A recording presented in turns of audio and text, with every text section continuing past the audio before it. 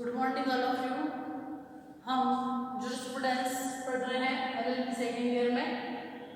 हमने स्टार्ट किया था, पहले पढ़ा था जॉन ऑस्टिन के बारे में। किस कौन सी स्कूल थी? एनालिटिकल।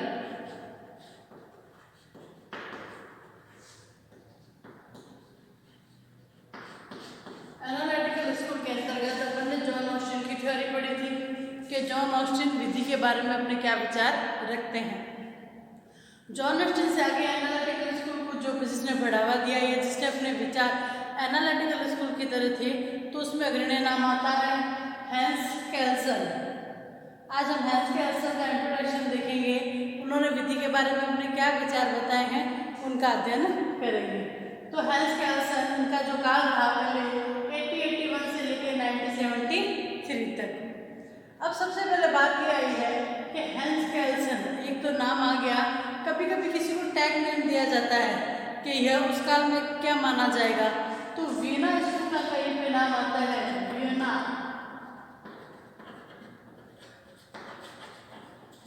हैंस केल्सन को अपने नाम से एनालिटिकल स्कूल की जो प्रवृत्ति है, जो विचारधारा, उसको आगे बढ़ाने के साथ साथ हैंस केल्सन और उनके जो साथी है उनको सामूहिक रूप से क्या जाना जाता है, वीना स्कूल के नाम से उनको संबोधित किया जाता है, उनको एड्रेस किया जाता है वीना स्कूल के नाम से।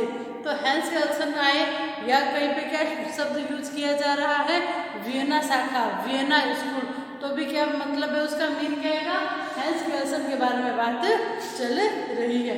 तो इनका कार्यकाल आ गया, फिर आ गया दूसरा क्या नाम हो सकता है, तो क्या हो गया, वीना स्कूल के नाम से उनको संबोधित किया जाता है हैंस केल्सन को। अब बात आती है कि हमने देखा कि ऑस्टिन ने क्या किया, अपनी विचारधारा को आगे बढ़ाया है और एनालिटिकल पॉजिटिविज्म की जो है समर्थक भी ये रहे हैं। तो मैंने क्या कहा, एनालिटिकल पॉजिटिविज्म उसके क्या रहेंगे, समर्थक रहे हैं। अब सबसे पहले जैसे ज्यूरिस्ट है, सभी ज्यूरिस्ट अपने अपने विचार व्यक्त करते हैं विधि के बारे में, ठीक है। तो अब इनका नाम क्यों अग्रणी रहा, क्यों ये एनालिटिकल स्कूल में इनका महत्व माना गया, इनकी विधि को पढ़ा जा रहा है, उनके विचारों को पढ़ा जा रहा है, क्यों माना जा रहा है? क्योंकि हैंस केल्सन के समय एनालिटिकल पॉजिटिविज्म के हैं ये, तो उस समय ऐसा क्या दो महत्वपूर्ण बिंदु हुए थे जिनके कारण केल्सन अग्रणी आता है। तो पहला जो पॉइंट हुआ था, फर्स्ट में जो क्या किया गया था कि जो विश्लेषणात्मक जो स्कूल है, जो एनालिटिकल स्कूल है, उसका विकास क्या था, चरम सीमा पर था। कि उस समय क्या चल रहा था कि जो एनालिटिकल स्कूल की जो विचारधारा है विधि के बारे में, वह क्या थी, कभी कभी क्या होती है, किसी चीज का बूम आता है कि वह चीज बहुत ज्यादा चल रही है, बहुत ज्यादा प्रचलन में, बहुत ज्यादा यूज की जा रही है। तो वैसे ही क्या हुआ था, केल्सन के काल में ये चीज आई थी कि एनालिटिकल स्कूल है, उसका जो विकास क्या था, चरम सीमा पर चल रहा था। दूसरी बात क्या आई कि 19वीं सदी का तो अंत, 19वीं सदी का अंत और 20वीं शताब्दी का क्या था, आरंभ।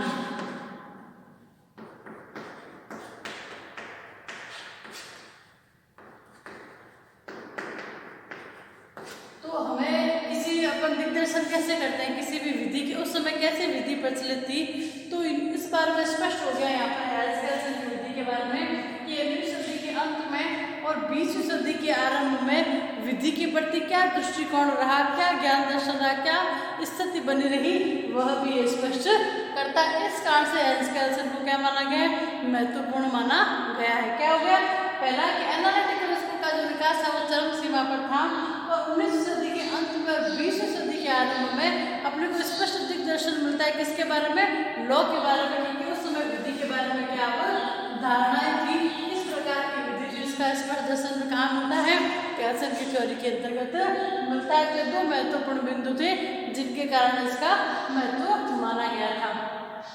अब बात आती है कि हैंस केल्सन किसकी विचारधारा से प्रभावित थे। यदि मैं ऑस्टिन की बात करते हैं तो ऑस्टिन तो किससे प्रभावित हुए थे, बेंथम से प्रभावित हुए थे। बेंथम का जो सिद्धांत था उससे प्रभावित हुए थे ऑस्टिन। तो ये भी ऑस्टिन की श्रेणी के अंतर्गत है। माने कि ऑस्टिन के बाद अपन क्या पढ़ रहे हैं एनालिटिकल स्कूल में, केल्सन को पढ़ रहे हैं।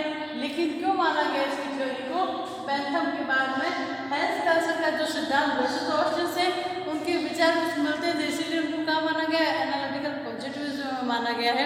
उसको हम आगे देखेंगे कि वो किस प्रकार से ऑस्टिन से मिलते हैं। तो फिलहाल जो कैल्सन की जो पद्धति है वह थी कांट के विचार दर्शन पर आधारित थी। कांट के ज्यूरिस्ट में है, इनके विचार दर्शन पर, उनका जो विधि दर्शन था कांट का, उसके विधि दर्शन पर आधारित थी किसकी पद्धति, हैंस कैल्सन की। क्लियर हो गया कि किसकी विचारधारा से प्रभावित हुए थे, कांट के विचार दर्शन से प्रभावित हुए थे। अब आगे कि कांट की थ्योरी से प्रभावित हो गए, बिना इसमें संबोधित किया जाता है एनालिटिकल पॉजिटिविज्म है। कांट की जो इच्छा थी, कांट में और कैल्सन में डिफरेंस ये आता है, कैल्सन ये कहता है कि कोई भी नॉलेज आपको गेन करना है तो आप किससे प्राप्त करोगे, साइंस के द्वारा। विश्व में ऐसा कोई भी चीज़, ऐसी कोई भी वस्तु नहीं है जिसको विज्ञान के द्वारा, जिसके ज्ञान को अर्जित नहीं किया जा सकता। तो कैल्सन का तर्क था कि सभी चीज़ों को क्या कर सकते हैं, विज्ञान के द्वारा ही अर्जित कर सकते हैं। और कैसे कर सकते हैं, क्योंकि इसने क्या किया, नैतिकता, मॉरलिटी और नॉलेज में भी क्या बताया था, अंतर बताया था। नॉलेज और मॉरलिटी, नैतिकता में क्या कर दिया था, अंतर कर दिया था। ये बात क्या करती है, उसको कांट के विधि दर्शन से अलग करते हुए कांट क्या कहे, कांट तो सिर्फ ये कहकर चुप रह गए कि आप सभी का ज्ञान किससे अर्जित कर सकते हैं, विज्ञान से अर्जित कर सकते हैं। लेकिन हैंस कैल्सन ने क्या किया, इस विचारधारा को आगे बढ़ाया और बताया कि नैतिकता और विज्ञान, जो नॉलेज है, ज्ञान को अलग किया जा सकता है, उससे मॉरलिटी को भी अलग किया जा सकता है। अस्तित्व को उन्होंने बताया, एग्जिस्टेंस को बताया, तो उसके दर्शन को उन्होंने आगे ही बढ़ाया। अब हम बात करते हैं कि हैंस कैल्सन का जो सिद्धांत विधि शास्त्र के प्रति उनके क्या एलिमेंट रहेंगे, क्या विचार रहे हैं, उनके बारे में बात करते हैं। क्योंकि कैल्सन ने क्या दिया है, सिद्धांत दिया है pure theory of law, pure theory of law, यानी कि विधि का विशुद्ध सिद्धांत दिया है कैल्सन ने। कैल्सन का नाम आते अपने दिमाग में क्या कंसेप्ट आना चाहिए, the pure theory of law, यानी विधि का विशुद्ध सिद्धांत। विधि का विशुद्ध सिद्धांत किसके द्वारा दिया गया है भाई, कैल्सन के द्वारा दिया गया है। या यह कहा जाए कि वियना स्कूल के नाम से जिनको संबोधित किया जाता है, उन्होंने कौन सा सिद्धांत दिया है, तो क्या दिया है, the pure theory of law का सिद्धांत प्रतिपादित किया गया है। अब बात करते हैं कि प्योर थ्योरी ऑफ लॉ क्या है, उसके एलिमेंट क्या है, उसके बारे में हम देखेंगे। तो बात करते हैं आज इसके एसेंशियल एलिमेंट की, essential element of Kelsen pure theory of law.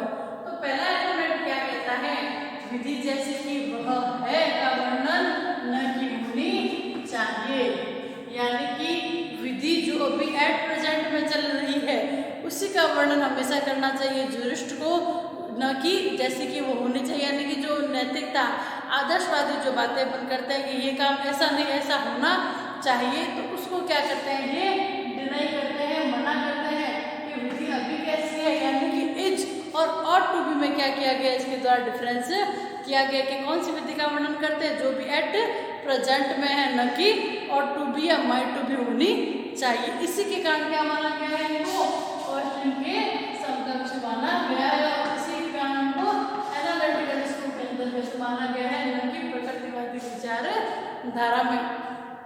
क्योंकि प्रकृतिवादी विचारधारा के आदर्शवादित्व को अपनाती है, नैतिकता को अपनाती है, लेकिन कैल्सन क्या कहते हैं कि विधि जैसी वह है का वर्णन है, न कि होनी चाहिए। और यही बात कौन कहते थे, अपने जो पिछले क्लास में पढ़ा था जॉन ऑस्टिन के बारे में, वो भी क्या मानते हैं कि विधि जैसी इस ए का वर्णन होना चाहिए, न कि और टू बी का वर्णन होना चाहिए। भविष्य में क्या पता नहीं, वर्तमान में क्या स्थिति है, उस पर फोकस करते हैं। इसी के कारण क्या माना गया है, इनको ऑस्टिन के समकक्ष माना गया। ऑस्टिन से आगे जो भी इस विचारधारा को बढ़ाया, इसलिए हैंस कैल्सन का नाम आता है। इसी के कारण एनालिटिकल स्कूल में शामिल किया गया, नहीं तो ये प्रकृतिवादी विचारधारा में भी शामिल हो सकते थे। सेकंड पॉइंट आता है विधि के सिद्धांत और विधि, यानी कि प्रिंसिपल्स लॉ के और लॉ में अंतर। विधि के सिद्धांत और विधि में कोई अंतर है या दोनों एक ही है, अलग अलग, एक क्या वर्ड आता है लॉ और एक प्रिंसिपल ऑफ लॉ। तो विधि के सिद्धांत और विधि में कोई डिफरेंस है क्या, तो कैल्सन दोनों में अंतर बताता है।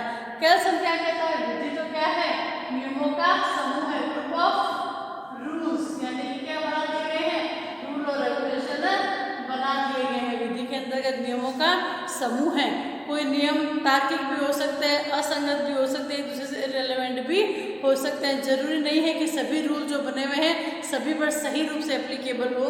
तो उन नियमों को जो लॉ बनाया गया है, जो प्रिंसिपल है, सिद्धांत है, रेगुलेशन है, इनको क्या करना है, व्यवस्थित रूप से क्रमबद्ध तरीके से लागू करने का काम करता है।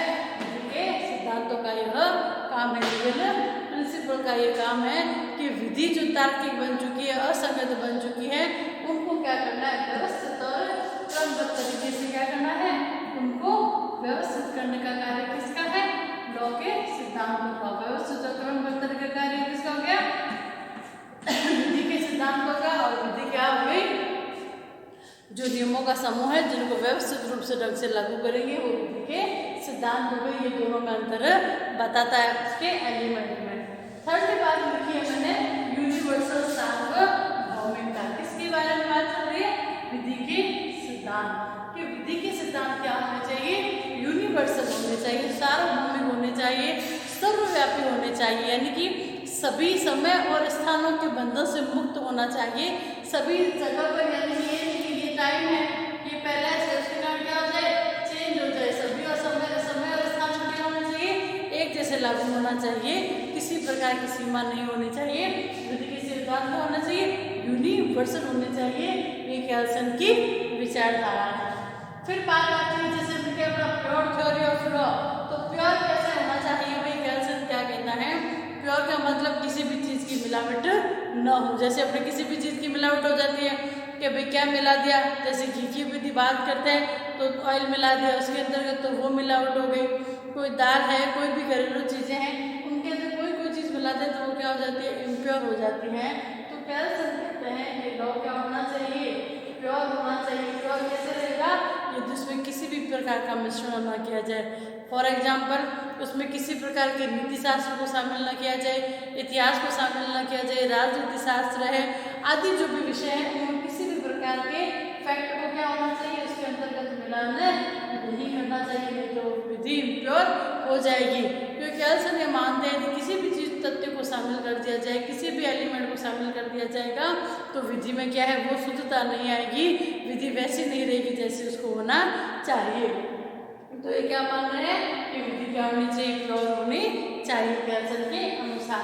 फिर बात करते हैं कि विधि शास्त्र है वो कैसा होना चाहिए, सिद्धांत मूल किसने माना है, न कि नेचुरल साइंस। दो प्रकार की साइंस, जैसे कि इसने शुरुआत में ही कहा था कि सभी प्रकार के ज्ञान को आप कैसे अर्जित कर सके, विज्ञान के द्वारा अर्जित कर सकते हैं। तो ये क्या मानते हैं कि प्राकृतिक विज्ञान है, न कि बल प्राकृतिक विज्ञान नहीं माना, इसको सिद्धांत मूलक विज्ञान माना है। इसको एग्जाम्पल से समझते हैं, जैसे कि सिद्धांत मूलक नेचुरल साइंस क्या हो गया,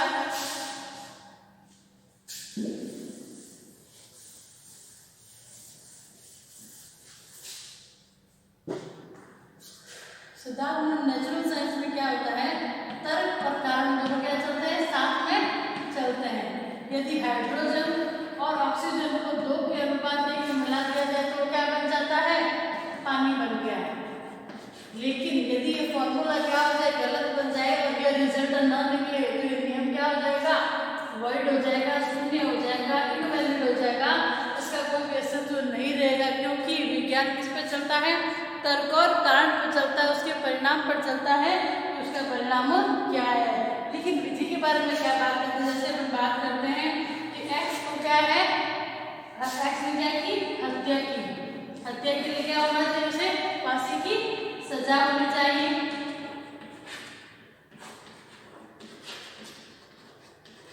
अब सजा उसको होनी चाहिए, यदि एक्स को फांसी की सजा न भी हो तो ये नियम क्या रहेगा, वैध रहेगा, विधिगत साबित नहीं होगी। विधि का सिद्धांत वैसा ही बना रहेगा जैसे कि वह पहले था। ये नहीं है कि इसको फांसी नहीं दी तो नियम गलत हो जाएगा। लेकिन विज्ञान क्या कहता है, प्राकृतिक साइंस या नेचुरल साइंस में क्या है कि कोई चीज़ में रिजल्ट नहीं निकल रहा है तो क्या होगा, वो नियम खराब, शून्य हो जाएगा, इनवैलिड हो जाएगा। लेकिन इसमें इसने हत्या करके फांसी की सजा होनी चाहिए, नहीं भी हो रही है तो विधि वैसी की वैसी बनी रहेगी, वो चीज नहीं होगी, वो वर्ड नहीं होगी, इनवैलिड नहीं होगी।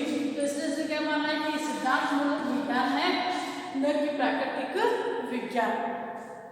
तो कैल्सन का इंट्रोडक्शन पढ़ा हमने, एलिमेंट उसके बारे में पढ़े कि वह है का वर्णन करता है विधि का, न कि होनी चाहिए। सेकेंडली दोनों में अंतर बता दिया, विधि के सिद्धांत और विधि में। विधि तो क्या है, नियमों का एक समूह है और इन नियमों को व्यवस्थित और क्रमबद्ध तरीके से लगाने का कार्य किसका है, विधि के सिद्धांतों का। विधि के सिद्धांत कैसे होने चाहिए उसकी नजर में, यूनिवर्सल होने चाहिए, यानी कि समय और स्थान की परिसीमा में एक ही जैसे लागू होने चाहिए सभी पर। फिर प्योर होने चाहिए, तो प्योर किसी भी प्रकार की नीति है, इतिहास है, राजनीति शास्त्र है, किसी भी प्रकार के फैक्ट शामिल नहीं होने चाहिए। फिर बात आती है कि सिद्धांत मूलक विज्ञान है, न कि नेचुरल साइंस, क्योंकि जो विज्ञान है हमेशा तर्क और परिणाम पर चलती है। अब इसके अगली क्लास में बात करेंगे जो कैंसर की प्योर थ्योरी ऑफ लॉ किस पे आधारित है, वर्ड आएगा नॉर्म्स। नॉर्म्स पर आधारित है, नॉर्मेटिव, यानी कैंसर की प्योर थ्योरी का जो सिद्धांत है, इसका हमने एलिमेंट पढ़े, उसका एक प्रिंसिपल आएगा कि उसके क्या तत्व है, किस प्रकार से जो नॉर्म्स है, नॉर्मेटिव कैसे आएगी, उसको पढ़ेंगे हम अगली क्लास के अंतर्गत कि नॉर्म्स क्या है, ग्रंथ नॉर्म कौन सा है और किससे विधि अपनी वैधता प्राप्त करती है, वैलिडिटी प्राप्त करती है, उसको हम अगली क्लास में पढ़ेंगे। अभी तक के लिए धन्यवाद।